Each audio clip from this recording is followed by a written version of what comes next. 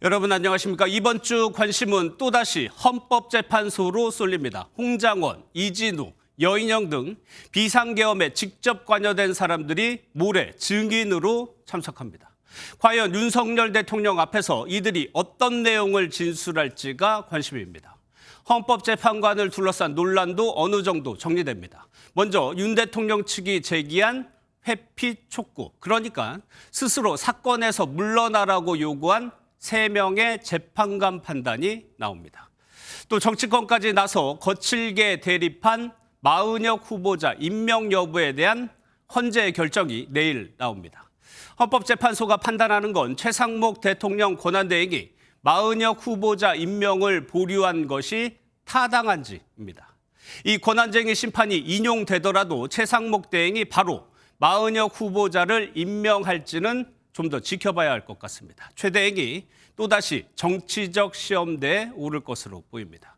오늘 첫 소식은 김순철 기자가 보도합니다.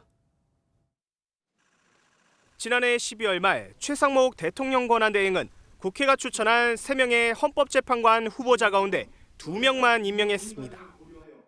마은혁 후보자는 여야 합의가 안 됐다는 이유로 임명을 보류했습니다. 정계선, 조한창 후보에 대해서는 오늘 즉시 임명하되 나머지 한 분은 여야의 합의가 확인되는 대로 임명하겠습니다. 우원식 국회의장은 지난달 3일 국회에 재판관 선출권 등을 침해했다며 헌재에 권한쟁의 심판을 청구했고 내일 오후 2시 위헌 여부 판단이 나옵니다.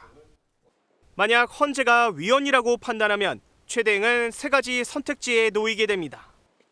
곧바로 거부 또는 임명하거나 여야 합의를 한 번 더 요구하는 것입니다.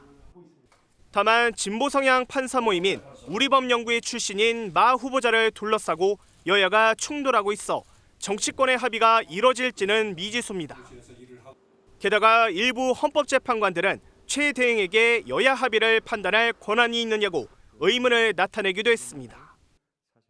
도대체 무엇을 근거로 두 분은 여야 간 합의가 있었고 한 분은 여야 합의가 없었다고 판단을 하는 것인지, 그거를 판단할 권한이 그 권한 대행한테 있는 것이냐.